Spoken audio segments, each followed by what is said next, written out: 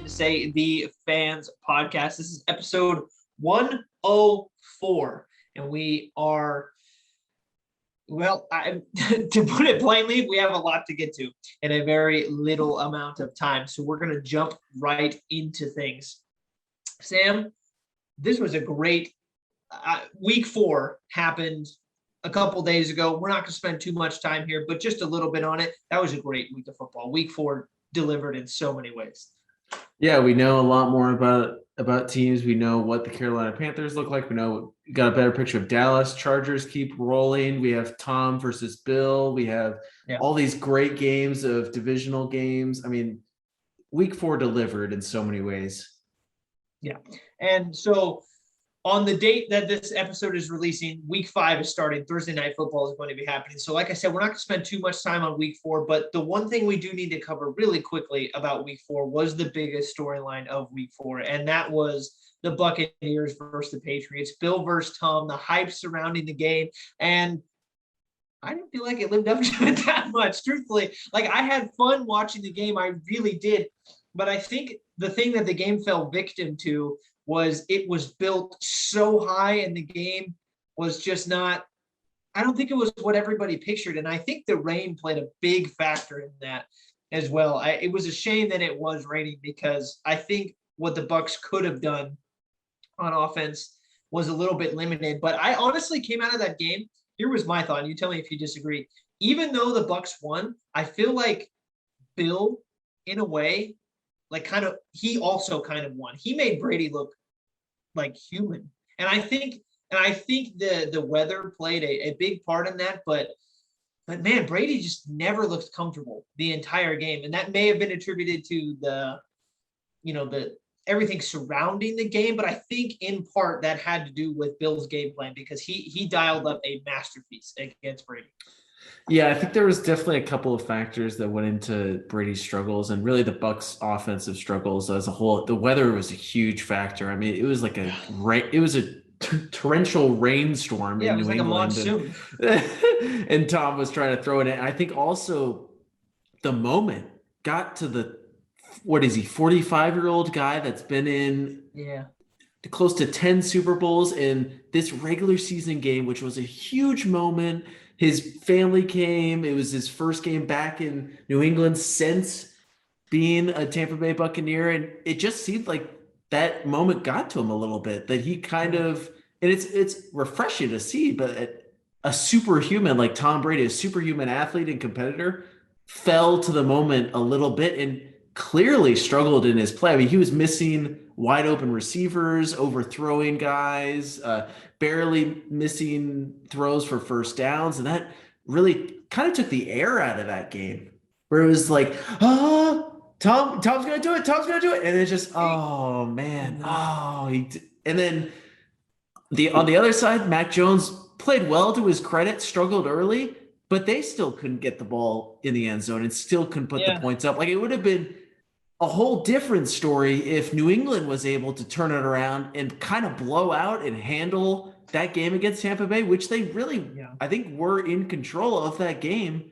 for the majority of the time. And if Bill is into moral victories, he can take that he held Tampa to their lowest score of the year and showed that Tom was human. But I think most of that was due to the moment that was there, and the weather was just insane. Yeah, I don't think Bill, like, somebody who's won as much as he has, is going to look at this much as a moral victory. But you know what? And you mentioned Mac Jones, though, is probably somebody who, and in all of this, got put on sort of the back burner for this whole thing. Like, he wasn't really mentioned at all. It was just Brady, Bill, Brady, Bill. I think he kind of outplayed Brady a little bit, truthfully. I mean, if you just purely want to look at stats, which is not the end all be all, but just from a number standpoint, Brady was 22 for 43, 269 yards, 0 touchdowns, 0 interceptions. And on the other side, Mac Jones was 31 for 40, 275 yards, 2 TDs. He did throw 1 pick, but he also had a stretch where he had completed 16 passes in a row, something like that. And there were a couple passes from Brady that he just sailed on him. And it didn't look like that ever happened to Mac. Like he was tight with all of his throws. He looked like he was in complete control of that offense. And coming away from that game, here's how I looked at it. The Bucs outplayed the Patriots, but Mac Jones outplayed Tom Brady. And that's the way that I kind of looked at it. And the Bucs are the better team, so they should win.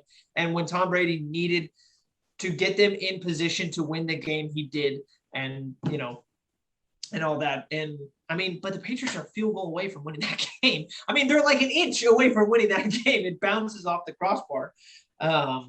So, I mean, give credit where credit is due. I think coming out of that game, it was easy for me to tell that Mac Jones right now has supplanted himself as the front runner for Rookie of the Year after this game. And that's, again, also due to his situation as well. Let's look at everything that is around him in that sense. But that was as fun of a game as it was for me. I think a lot of people, and including myself, were thinking it was going to be this high scoring, like Buccaneers, just aerial assault. And give credit to Bill Belichick. 19 points for the Buccaneers. I mean, you got to think that Tom Brady wanted to come into that game and just throw for 7 bajillion touchdowns. That had to have been his mindset coming into that game. Now that this game's behind the two, I think the biggest story has got to be the relationship between both Tom and Bill. Do you think now that this game is finally behind them, the first time that they met had to happen at some point, and now that it's happened, do you think now there's a little bit where these guys may open up about the relationship and really be like, hey, no, like Tom was huge for me. No, hey, Bill was like huge for my career. Like now that they're not sort of rivals, because let's be honest, Tom's kind of put that to rest with now winning a Super Bowl, now beating him in the head-to-head matchup. I mean, you can't take a lot away from this Sunday game, but I think Tom's just put the argument to rest, at least in most people's eyes, at least the majority of people's eyes. And I think Bill, the best thing he can do now is to really just play to the crowd and just speak Tom's praises as much, but like really just truly open up about how beneficial he was. Yeah, but here's the thing. I also think that when you say put the argument to rest, I think the argument of, who was it? Was it Brady or was it Bill? I think coming out of that, I think what was evident was it was very clearly both of them. I mean, Brady is the greatest quarterback of all time, and he is the greatest maybe winner of all time. And you have, Belichick on the other sideline, who, it was funny because he mentioned in his post-game interview, he's like, we've seen Tom Brady for 20 years. Like the defense practiced against him every day. Bill has practiced against him every single day. So if there was ever going to be somebody who was going to know how to exploit him, it was going to be Bill. So coming out of that game, it shouldn't be a surprise that Tom Brady looked as human as he did. He's just set the bar so ridiculously high that it's, it just looks like a bad performance. But I think, and I can't even take credit for that, in the sense that I had heard somebody mention on ESPN earlier in the week that it was clearly both of them, and I 100% agree. I hadn't thought of that, but the more that I sat and I thought about it this week and coming on to our show, I can't really put it any other way. I think better than that. Is it an equal split though? I think that's the biggest. If you're asking biggest disagreement. Yeah, if you're asking me, I'm going to say no. But I don't think it's as much of a disparity, maybe as I've heard the public sort of lean to. I mean, at the end of the day, when the Patriots were at their best, it was also because their defense was fantastic. I mean, they were a top 10 defense like every single year Brady was there. And I mean, you're not going to win those 6 Super Bowls if you don't have a competent defense. I mean, look at the Chiefs right now. I mean, the Chiefs look very beatable, and it's because their defense is it's in shambles right now. So Brady, I think, was the biggest part of that, but I don't think he wins that many without Bill. Yeah, the easy answer is that both of them helped each other. I think Tom, if he had any other head coach, still would have found the success because you just see all the intangibles that he has as a player. Like, there's no way that he wouldn't have succeeded. But the fact that they were both together, I think it almost hurts a little bit because Bill is getting the praises of being the best coach in NFL history, but it's almost like his legacy is being slighted a little bit because of the success that Tom is now having. Where it's not like it's said that he's being carried, but it is tough that a guy that is in control of the entire organization. I mean, he was the GM. He made all player personnel, made all draft picks, and really was like, I think he's the biggest driving force of that dynasty in creating that culture, creating the discipline that was able to win them so many championships.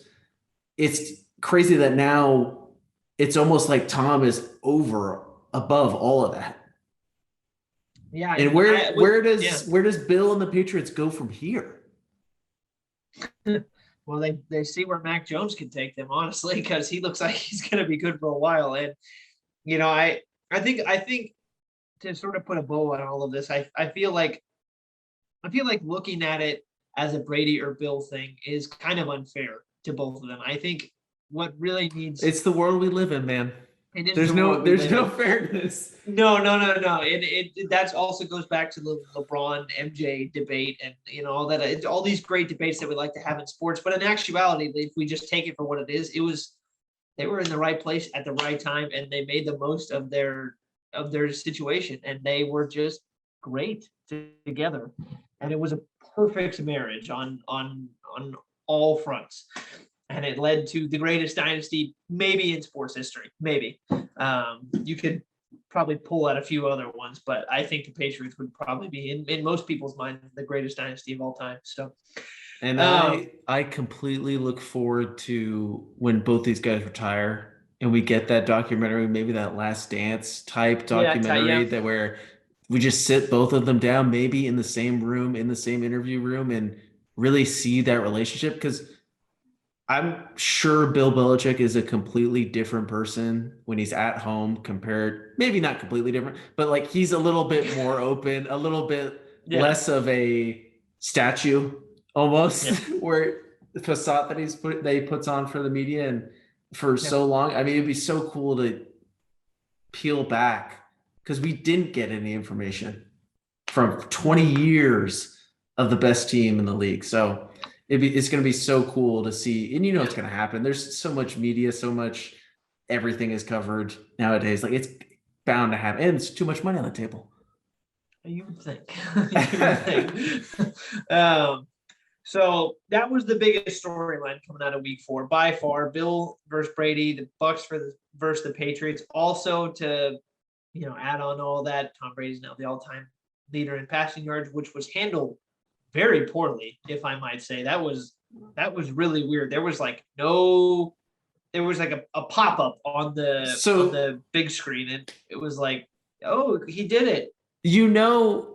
Who handles that? It's got to be the Bucks handle that first, but they handle it through New England and their operations team. So I think it's got to be down to Tom had to have been asked, and he was probably the one to say, hey, no, let's get on with the game. He had to have been the one to turn down the big celebration that we saw what Drew Brees got in New Orleans. A little bit different with Drew because he was at home. But I guess you could argue Brady was at home. But I think so during the broadcast, they had mentioned that the Patriots had said that they were going to stop the game for a second, acknowledge it, and then go on. But I think part of the reason why it was also so awkward was because he got it on like a penalty yard almost, because they had marched the ball, and where they marked it had tied Brees' record, and then they moved it up 1 yard, and then that really. So it was just like where it was at, another play was going to happen, but then they respotted the ball, and that got him the yard, and then it popped up on screen, and they were already at the next play, and it was like, great. If anything deserved to have like a 10-minute stoppage where we go through a giant montage of his career, this was the record. to do it. It would have been, yeah. It would have because this is going to last. The fact that Drew Brees got longer play time and it was broken a year later. And Drew's retired, so he's not coming back to break Tom's record. So this thing is going to last until Mahomes or Allen or Herbert come by and break this thing. Yeah, I think it'll fall with the way that the league is now. I think somebody will get it eventually, but it's going to be up there for a while. So yeah, but I totally agree. It was handled. I don't think it was handled poorly because I think the decision was totally taken out of anybody else's hands. I think it's kind of sad that I think the competitor in Tom focused so much on the game more so than acknowledging this great moment. Yeah, it was a bit underwhelming for what felt like a massive achievement. So massive. Right. So like I had mentioned, that was the biggest storyline coming out of week 4. We have to talk about the Cardinals, but the Cardinals can sort of lump into our preview for the next week. So before we get to that, we have an updated list for our power rankings, which last week we previewed for the first time. We're going to continue that each week because it's something that is really, prominent in the world of sports and the way that, it just gets handled. Everybody ranks everything. There's always lists and all that other stuff. So what we were intending to do last week was compare our list to ESPN or compare our list to Bleacher Reports and then have you guys vote on which one you like better. But when we released that episode, they hadn't had their power rankings out. Now they do. So I'll read you ESPN's list, starting from 10 going up to 1. And then Sam will list ours. And then you guys can vote on which one you like more. So number 10 for ESPN. This is the ESPN's list. Starting at 10, they have the Las Vegas Raiders. At 9, the Los Angeles Chargers. 8, the Dallas Cowboys. 7, Baltimore Ravens. 6, the Cleveland Browns. 5, the Green Bay Packers. 4, Tampa Bay Buccaneers. 3, the Los Angeles Rams. 2, the Arizona Cardinals. And 1, the Buffalo Bills. And you can find that list on ESPN.com. So again, just really quickly, they have the Raiders, Chargers, Cowboys, Ravens, Browns, Packers, Bucks, Rams, Cardinals, Bills, and that's from 10 to 1. That is ESPN's power ranking, and we do not agree with it. Yeah, and I think hopefully they'll be able to put it like right next to me, right here, right between us. Hopefully. Right there with the magic of editing. So our list looks quite a bit different, and who knows? I mean, we're not getting paid to analyze sports, so and we also have to tell them why our list is different because we also think that we look at this list a little bit differently than they do. We do ours kind of like college football, and in that sense, we're not necessarily taking into account the fact that, you might have a perfect record. So it's kind of a, quality of win sort of thing and who you've played and all that other stuff. Yeah, and there's no bias. There's no Bills bias or anything like that. So our list. The Nothing to Say, the Fans Podcast Power Rankings for Week 5. At number 10, we have the Cleveland Browns. First time visitors into the Power Rankings. At 9, we have the Tampa Bay Buccaneers, the defending champions. Next, Baltimore Ravens. Then the Green Bay Packers. Then the Las Vegas Raiders. And then at 5, we have the Dallas Cowboys. 4, we have the LA Rams. 3, we have the Buffalo Bills. 2, we have the Chargers. And then 1, the lone undefeated team in the NFL, the Arizona Cardinals, after their huge win in week 4. So I think the first discrepancy we'll start at is the difference between our 1 and their number 1. They have the Bills up at 1 and we have the Cardinals at number 1. The first thing I'll say about the Cardinals is I don't know how you don't give them the number 1 spot. They just beat the Rams. Not only did they beat the Rams, but they whooped the Rams, who last week everybody was praising as, the best team in the NFL. And the Cardinals just said, no. And they just beat the life out of them. I know that the Bills are great. and they've looked great, and they've put up like 40 points in back-to-back games, and they just gave up 0 points, but it was to the Texans. And I know Matthew Stafford had a bit of an off day, but I don't know how you don't give the Cardinals the number 1 spot. Yeah, this doesn't make to me the differences between the Buffalo Bills and the Arizona Cardinals, I think, is when you're looking at 2 types of boxers, right?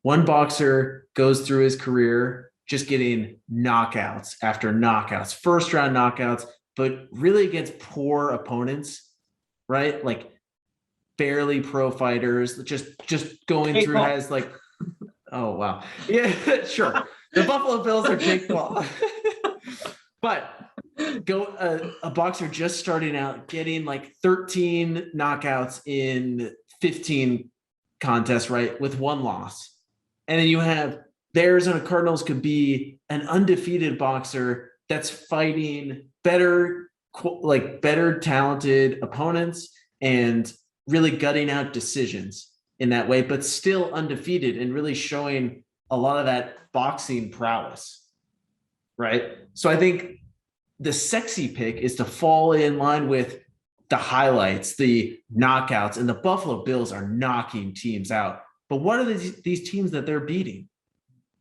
I mean, we're talking about Houston.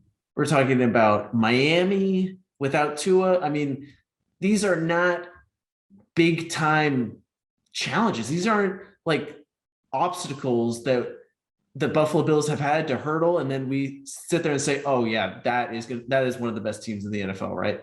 That is the best team in the NFL. Mm-hmm.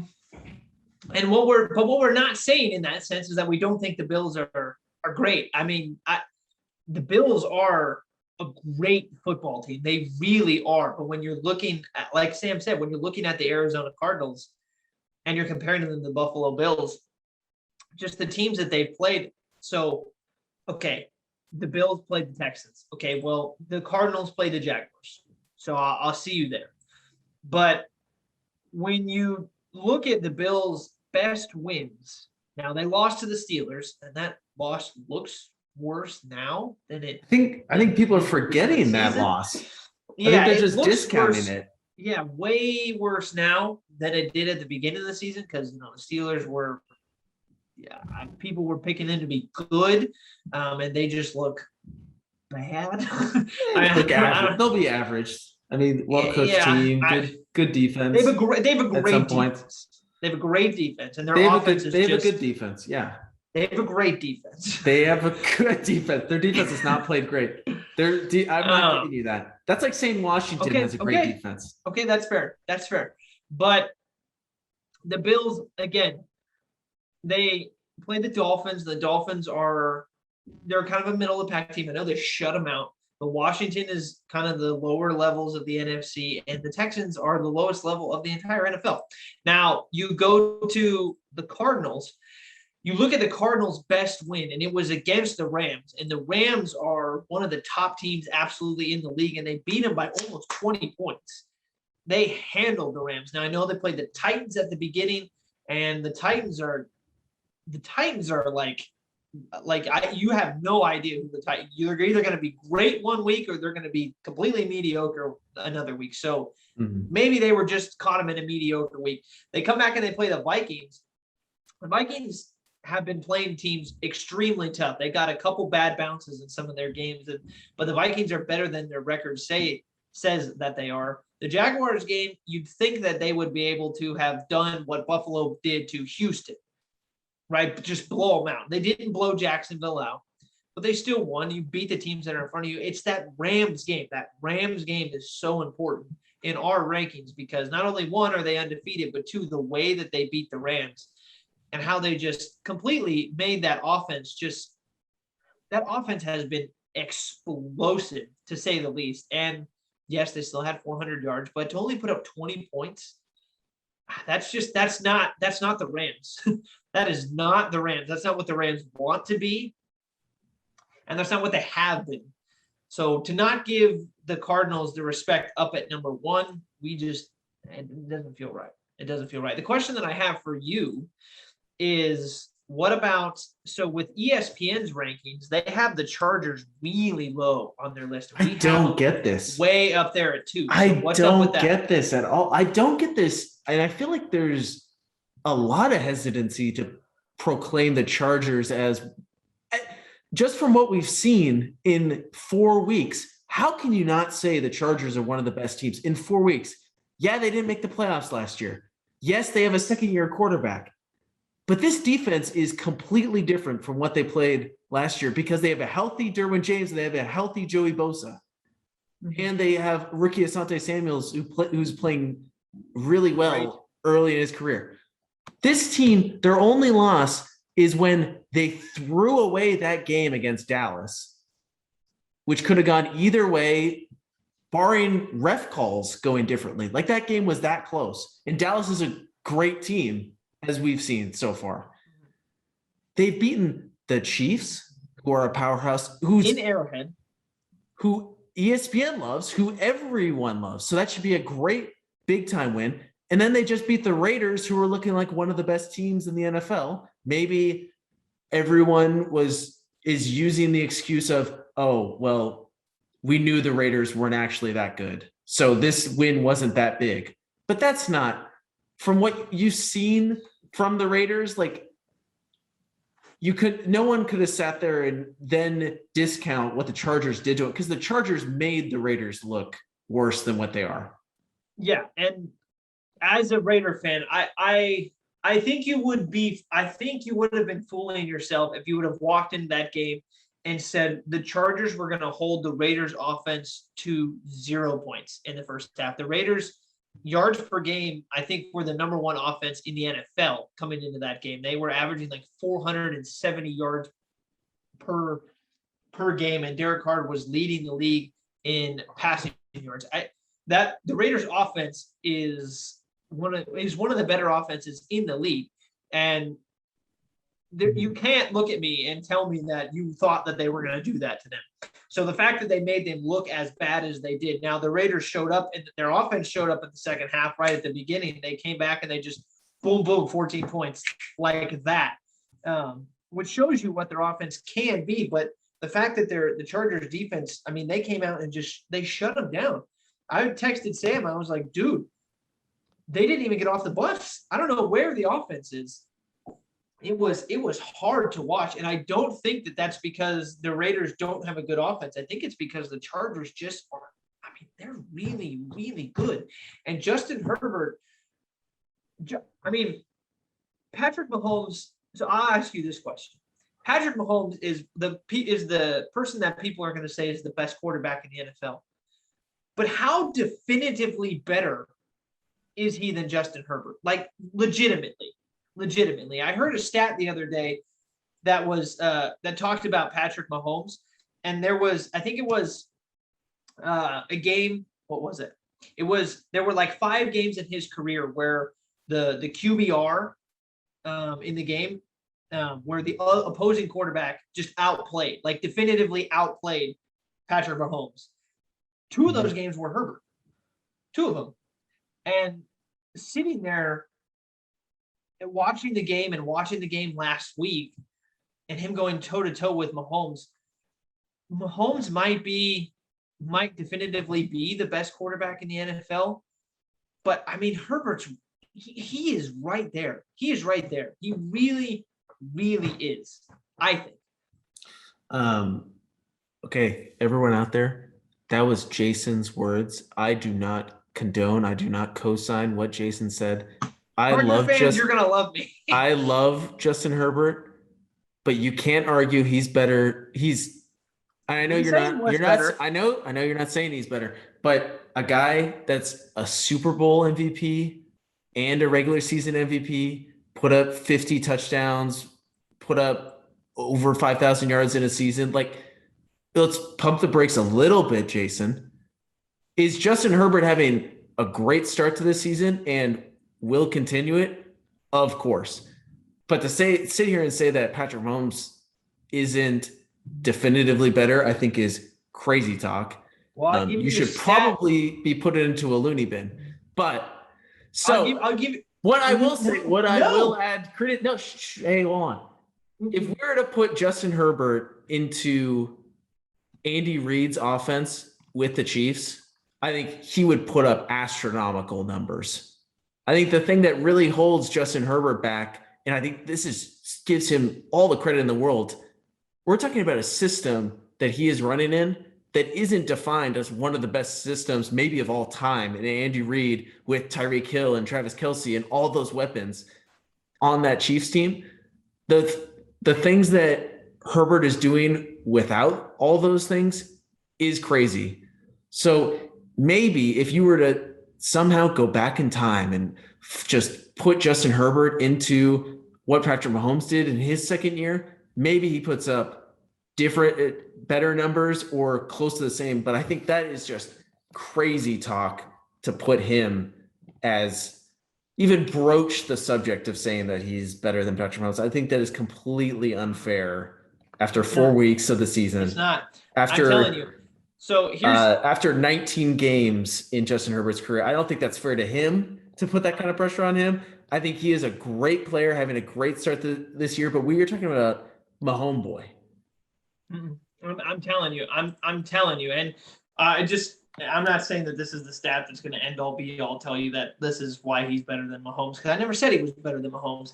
But I am reading that he actually did set an NFL record in the Monday night game. He became the first quarterback in the Super Bowl era to complete 500 passes before his 20th start. And when I watch them play, so I tell you what, we're going to table this. We're going to table this, and we're going to bring this back on a different episode.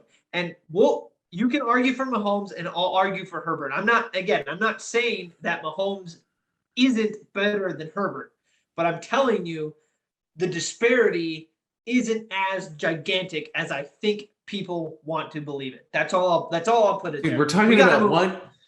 Okay. We gotta move on. Bottom line, Chargers are being disrespected so far. They are being disrespected, but we gotta move on because we have other stuff we gotta get to. Last thing I'll say about the power rankings, with the Packers, like the bottom four teams, the Packers, the Ravens, the Bucks, and the Browns. Those are obviously completely different than ESPN's bottom four teams. They have the Raiders, the Chargers, the Cowboys, and the Ravens. The only one that we have similar there is the Ravens. I think at this point in time, putting the Packers in the top 5 right now is not a gigantic stretch, because I do think that there are some justifications for putting them there. But I think with our list versus with the teams that they've played, with the teams that the Cardinals, the Chargers, the Bills, the Rams, Dallas, and the Raiders have played, I think the track record for those 3 teams through week 4 is a little bit more impressive than the Packers. I'm not saying that I don't think the Packers couldn't be justified by somebody to put them in there, but for us, I don't think that they just didn't have an impressive enough slate of games yet. And do they have maybe the worst loss of anyone in the top 10? Maybe, yeah. I mean, to get obliterated like that against the Saints, but yeah. So I think that definitely holds them back, and they just haven't played. I mean, that Niners win was big, but big win. Beating Detroit, and that's why they're up there. Beating Steelers, from what we know. I mean, everyone's beating the Steelers nowadays, except for the Bills. So, do we really put a lot of stock into that? I don't know. I think the respect there is just purely based off of Aaron Rodgers returning to form. Yes. And showing respect to him and his connection with Devontae Adams, which is the most unstoppable thing in the NFL. Next to Mahomes and Hill. So I think the biggest thing I have a problem with, besides the Chargers thing, is Cleveland being as high as 6. Yeah. Where does that come from based off of the 4 games that have been played? I don't know. I don't know. You take a look at their schedule, because that's what we're all basing this off of. They went toe-to-toe with the Chiefs, which I think we all expected them to. The Browns are a good team. I didn't expect them to get blown out in this game. I know you didn't. I don't think anybody did, and they didn't. They played well. They very easily could have won that game, and maybe should have. They beat the Texans, which we all expected them to. The game against the Bears a couple weeks ago was, I mean, historically bad. But I would have expected them to beat the Vikings by much more than they did. I mean, Baker Mayfield was 15 for 33, 155 yards. I know we mentioned that the Vikings are better than their record leads you to believe. I mean, the Vikings played the Bengals, they lost, but after that they played the Cardinals, the Seahawks, and the Browns. That's a brutal schedule for anybody. So again, I think the Vikings are a better team than a lot of people give them credit for. But if you're looking at the Browns in terms of, a team who people were picking to be potential Super Bowl team, I mean, you'd think that they would be able to handle them a little bit more steadily than they did, last week. Yeah, I think the Browns, they deserve to be in the top 10. We put them at number 10. But I think that's due to the fact of how well their defense is playing. I mean, their defense controlled that Chicago game. And their offense just really hasn't shown up to the degree that most people expected. I mean, the OBJ return has sort of not fully clicked in the way that really this offense should be taking off. I mean, Kareem Hunt and Nick Chubb are carrying this team's offensive productions right now.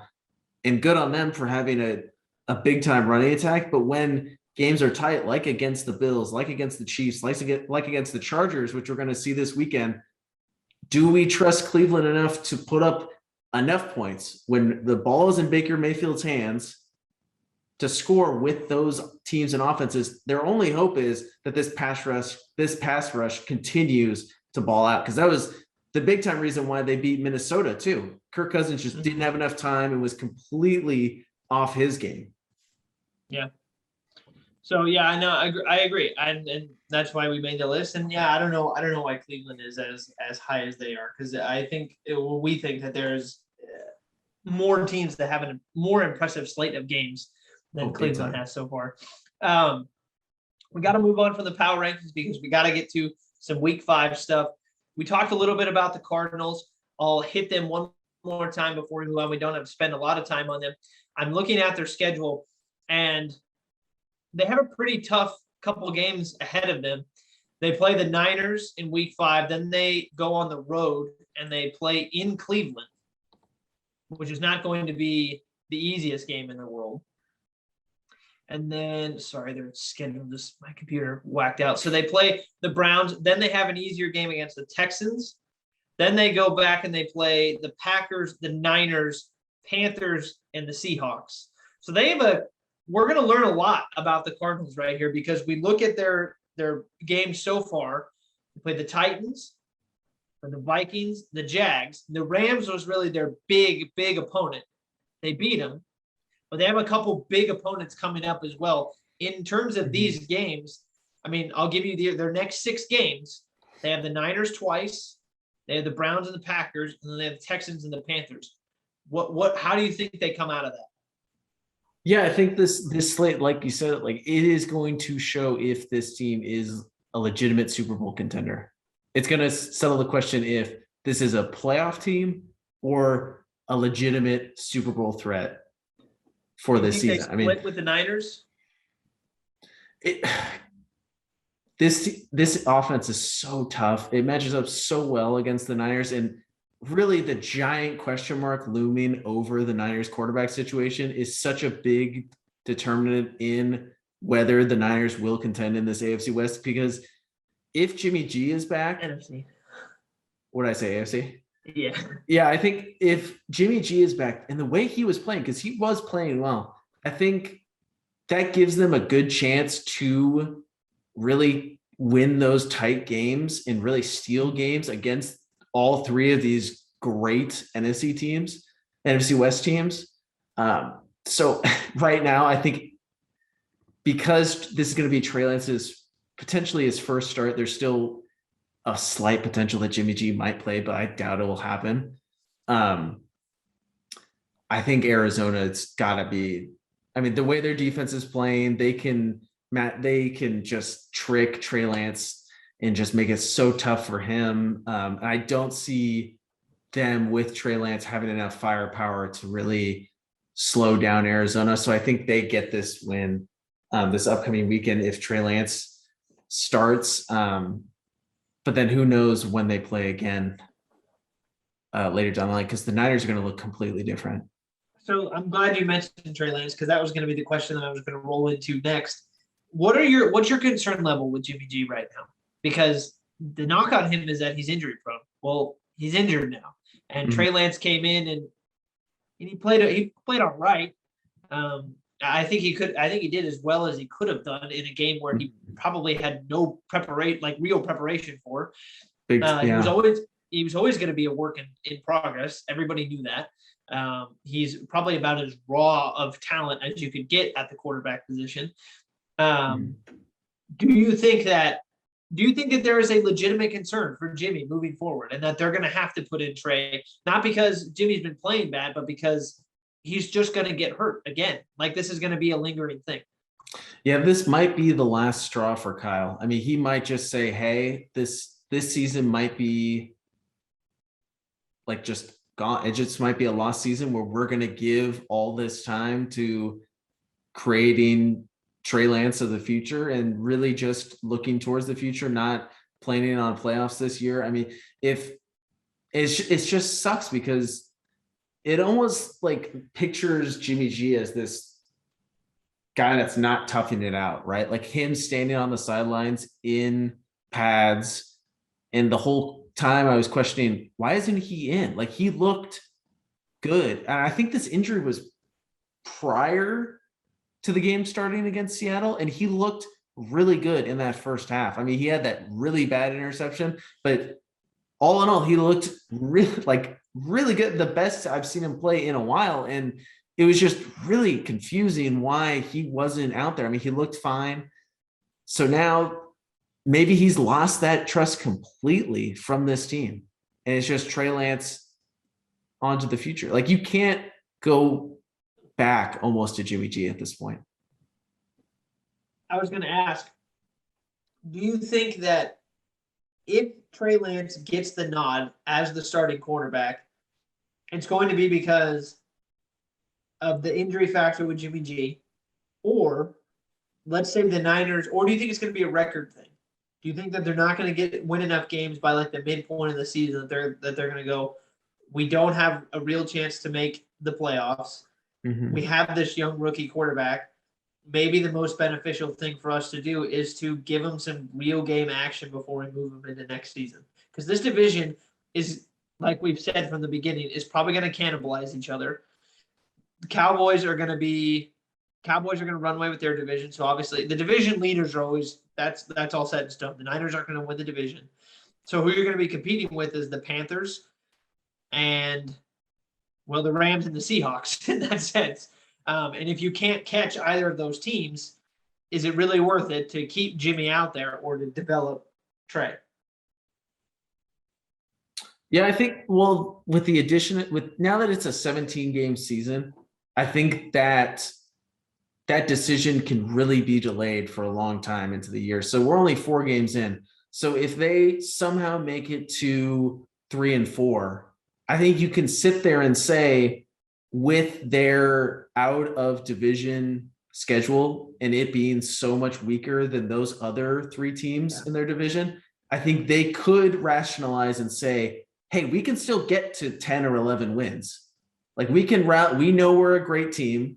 They've been healthy outside of the cornerback and running back position and kicking, which sucks, but they can still rationalize and say, hey, we can still make a run here. Like, we can still rattle off a bunch of wins against some bad teams that they know they can beat. And they definitely can win with Jimmy G, because you know what you're getting from him. Yeah, I think the Niners are assured a win against the Texans, the Titans, the Falcons, probably the Bengals. It's in Cincy. I don't really know what to make of Cincy yet, but I'd say that it's fairly confident the Niners will win. So I think you're assured a win against the Texans, the Falcons, the Titans, the Bengals, the Jaguars, the Vikings. So what's that? 6. And then hope that you beat the Colts, which you should, I would think. And then the Bears. So what? That's like 8 wins right there for you, and you're already 2. So what? That gets you to 10 wins. And then you hopefully beat Rams, Seahawks, but that's Arizona. assuming you beat all of those teams. And so I mean, obviously, I think in all of those, you're probably going to drop 1, I imagine. So from an outside perspective looking in, like, would you be more confident in them winning, making a run with Lance or Jimmy G at the helm? I don't know, because you what you're banking on is 2 uncertainties. You're either going to bank on the uncertainty of Jimmy G's health or the uncertainty of your talent level with Trey Lance. So it's really, I don't know what else you determine at that point, because it really comes down to, well, if you did get into the playoffs, do you think you have enough firepower to actually keep going with Jimmy? Or if I don't even know, because sitting here, there's I don't think you can look at it any other way. You're banking on 2 uncertainties. So it's which one of those uncertainties do you feel more comfortable with? With the Trey thing, you have the added benefit of, well, if we do get there, he's getting all this experience, and we're also in the playoffs, so win-win. But if you get, he's not ready. We all know, like, that is out of the question. He is not ready to start right now. You're the GM. What are you doing? Well, coach, which one are you going to bank on? Well, they've already shown that they wanted to bank on Jimmy G. That's why he's still around. That's why he's. But that was at the beginning of the season, and he was healthy. Now he got injured, so now he's already got something that might linger. Maybe.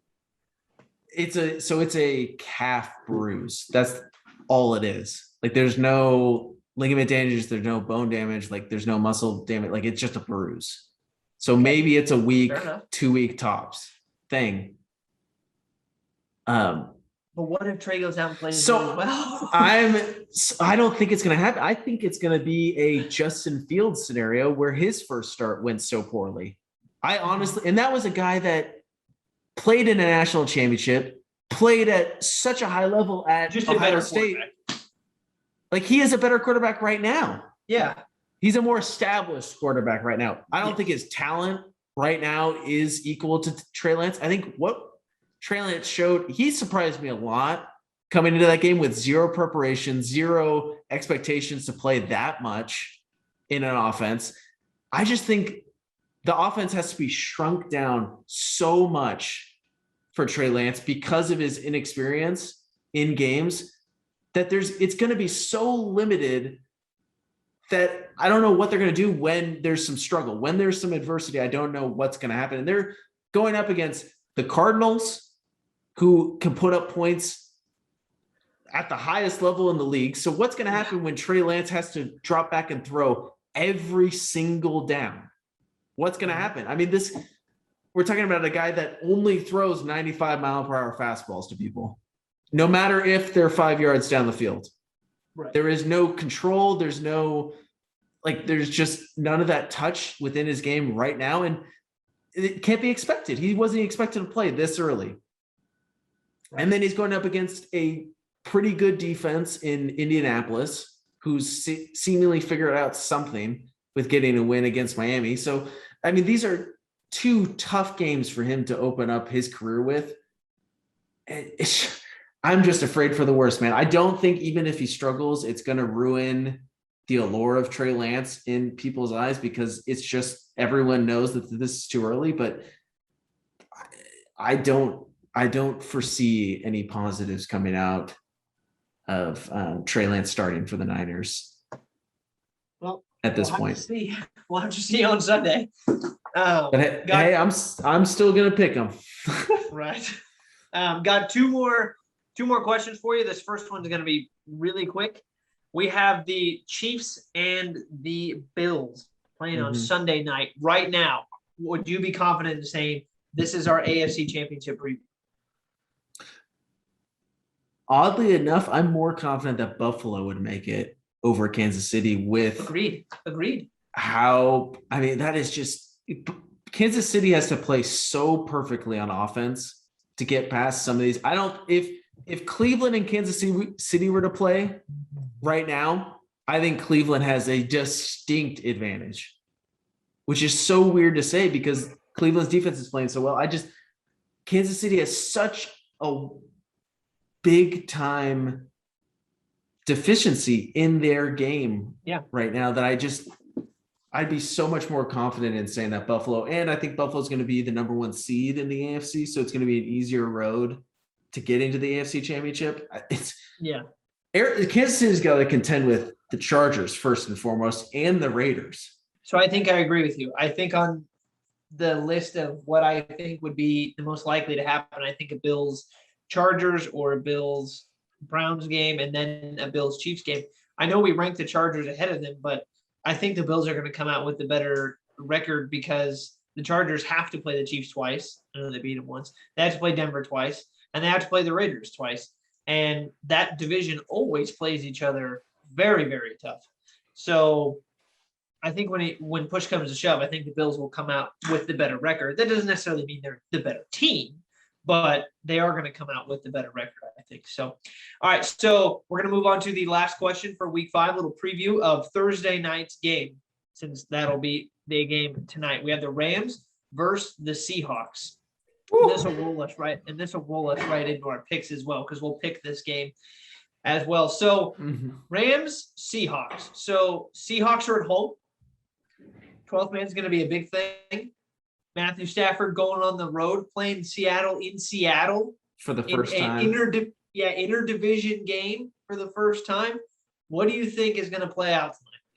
Man, these teams play each other so well every single year. I think these teams play each other more tightly than the Niners and Seahawks have played each other, maybe even over the years. I mean, they match up so well against each other. I think the Rams have to be favored in this game because Seattle's defense has underperformed. I mean, they've given up, I think, the most yards to their opponents in the league. And even the Niners had big success against them before Jimmy G was taken out. There's just the defense for Seattle leaves a lot to be desired. I think the Rams take advantage of that. I think especially when they can make amends for playing so poorly against the Cardinals, I think they definitely rebound against Seattle on a short week on the road. It's going to be tight because Russ is going to make it tight, but I think LA gets it done. Yeah, so it looks like right now, I'm reading, so 2 days ago, the Seahawks came out of the gates favored, but right now it looks like the Rams -2. So it looks like they're slightly favored, but -2 is not. I mean, that's close.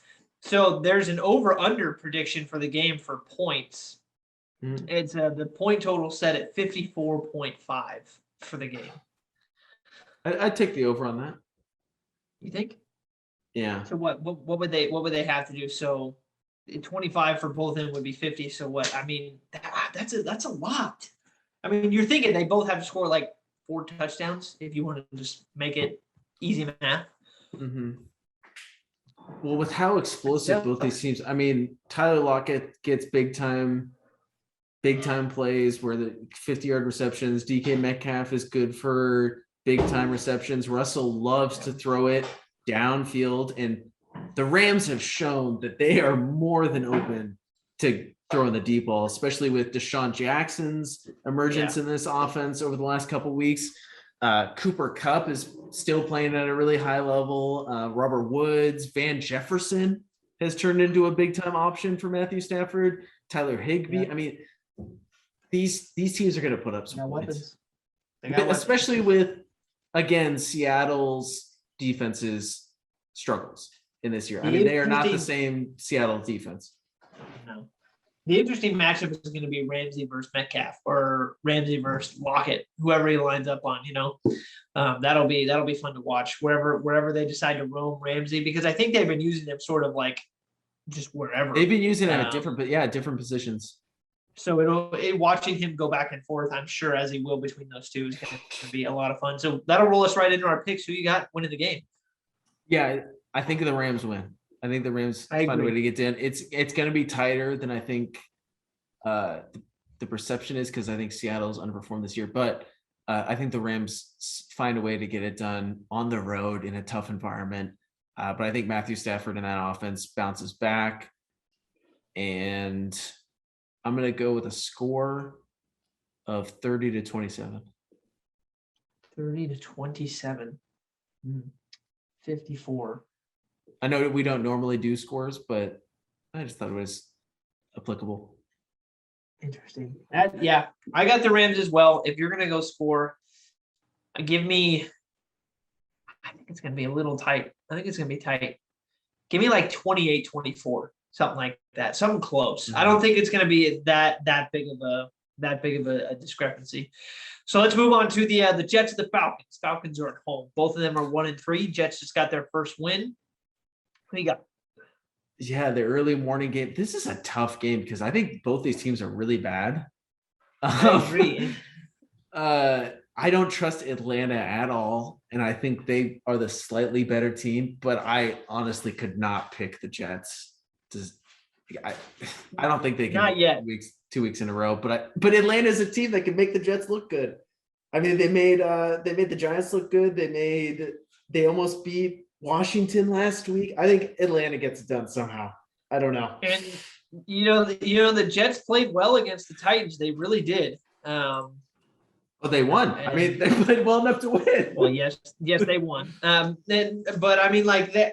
What I mean by that is that they played better than I think a lot of people expected, and then maybe that's tough. It looked like their game plan was just so much better, but I think this game is too unpredictable that I'm not confident enough to pick another team to risk losing this game. So I'll just go with the Falcons just because, and a part of me is like I kind of want to pick the Jets, but I'm not confident enough in them to pick them to beat another bad team. So, I mean, these teams are so equally matched. Right. So we got the Patriots versus the Texans. I'll take the Patriots on the road against the Texans to pick David Mills off another 4 times. Yeah, I think Patriots get it done. I'd love to see what Mac Jones does building off of a good start. It'd be nice to see him put a couple quality starts together in a row. Mm-hmm. Lions, Vikings. Vikings are at home. Yeah, I think the Vikings find a way to win. I think this game is probably going to be a little closer than an 0-3 team or an 0-4 team versus whatever 1-3 Minnesota is. But yeah, I think Minnesota finds a way to get it done. It might be a field goal. So watch this game. This game is Philly versus the Panthers. Now, let's take a look at Philly for half a second. Philly, they beat the Falcons by a bunch, right? But so far they've played the Niners, the Cowboys, and the Chiefs. Those are 3 really tough games to open up the season. Now they get the Panthers. Who you got? Panthers are at home.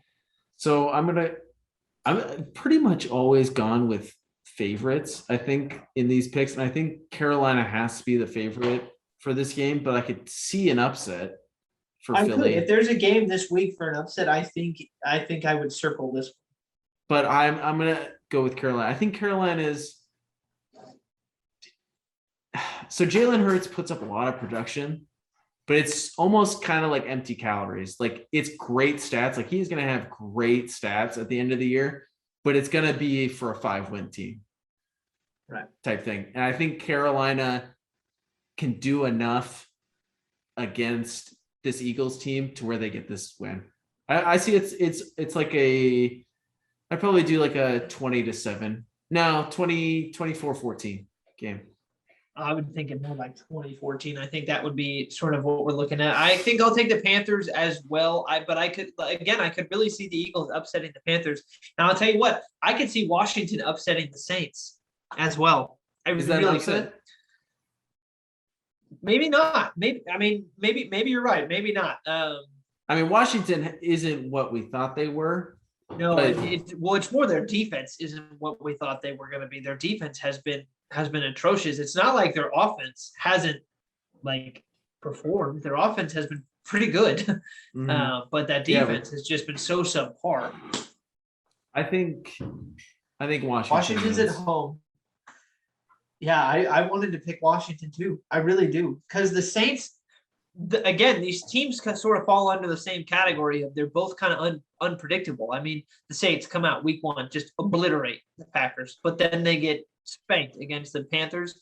They beat the Patriots, which, I mean, after what we saw the other day with the Bucs game, that seemed like it was a good win, but then they lose to the Giants. So it's like, who really are they? So because of home field advantage, I'll go Washington as well. I'll take the Titans on the road against the Jaguars. That's pretty safe. Yeah, they lost to the Jets, but I wouldn't overreact to that. I think the Titans are still a better team. They definitely have some holes, but Derrick Henry feasts on the Jaguars every year. How about the Buccaneers versus Dolphins? Take the Bucs at home? Yeah, definitely. In the Battle of Florida?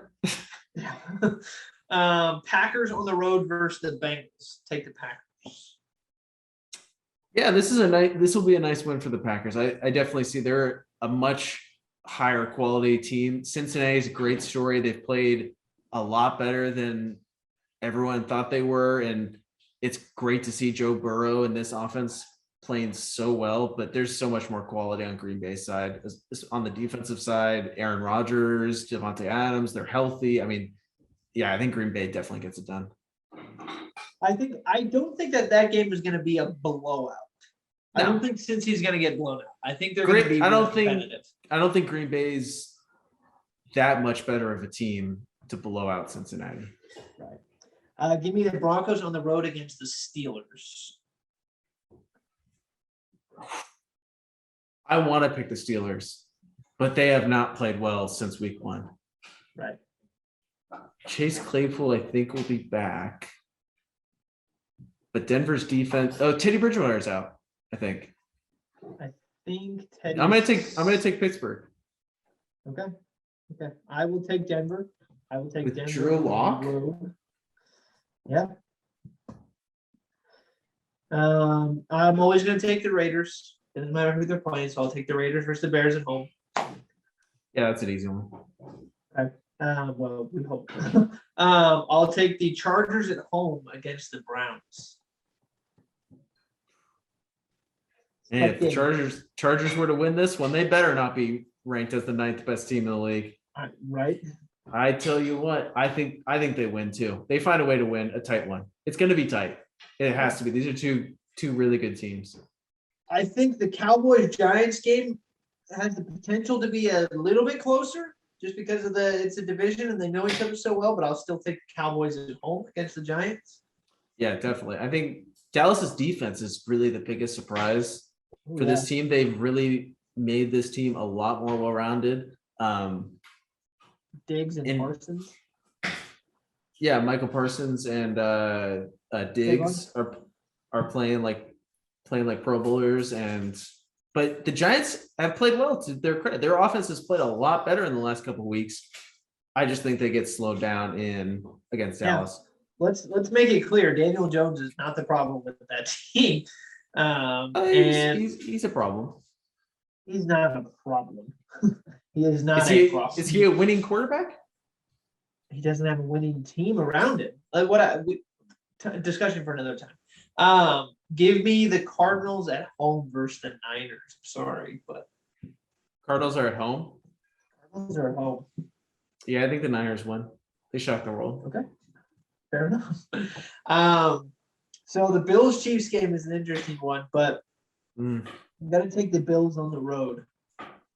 I'm like 50-50 on this one because I think the Chiefs are just one of those teams where they're like the Warriors. Like, even if they're down a little bit, they could just flip it like that. So even if Buffalo's up by like 20, I wouldn't feel safe.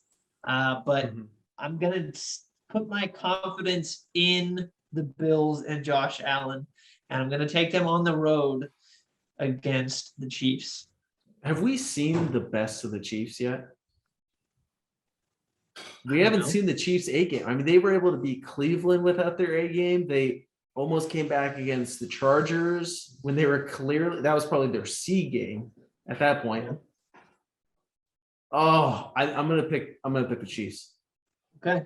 With the upset. And then we have the Ravens and the Colts on Monday night. I think you gotta take the Ravens. I think so too. Well, that sets us up nicely for a 3-game difference. Sam won. Oh, was it 3 games? Last week? Yeah. Sam won last week again. Great. So he is probably firmly. That is 3 weeks, 3-1. And I'm gonna put it right there, right in the middle of the screen. Here, I'll do it for you. Right here. No, wait.